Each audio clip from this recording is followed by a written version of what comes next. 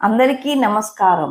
ఈరోజు మనం ఆమె కథలో గాజుల సవ్వడి అనే అంశం గురించి తెలుసుకుందాం.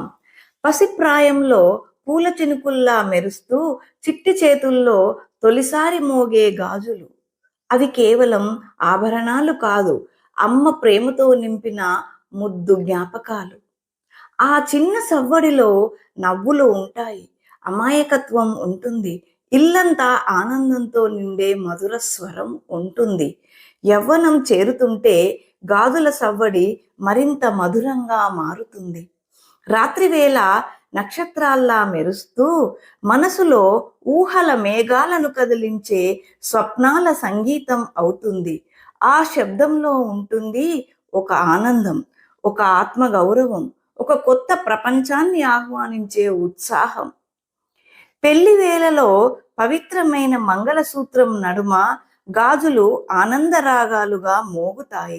ప్రతి చప్పుడు ఒక కొత్త బంధానికి సంకేతం, ప్రతి మెరుపు ఒక కొత్త జీవితానికి ప్రారంభం. గాజులు ధరించిన ఆ చేతులు కేవలం అలంకారం కాదు, ఒక ఇంటి గౌరవం, ఒక కుటుంబం యొక్క ఆత్మ.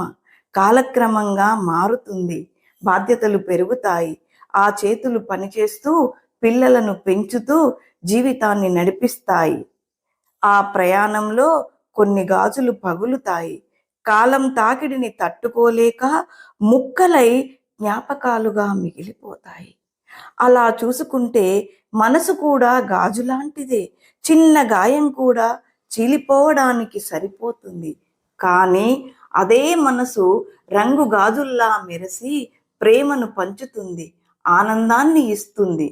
గాజుల మెరుపుల్లో ఒక స్త్రీ జీవితపు రంగులు కనిపిస్తాయి. గాజుల సవ్వడిలో ఆమె హృదయపు కథ వినిపిస్తుంది.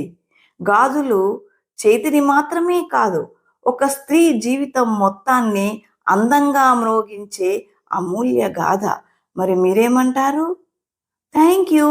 ఈ అంశం కనుక మీకు నచ్చేది ఉంటే ఈ అంశంపై ఒక కామెంట్ పెట్టండి, సబ్స్క్రైబ్ చేయండి, ఒక లైక్ ఇవ్వండి.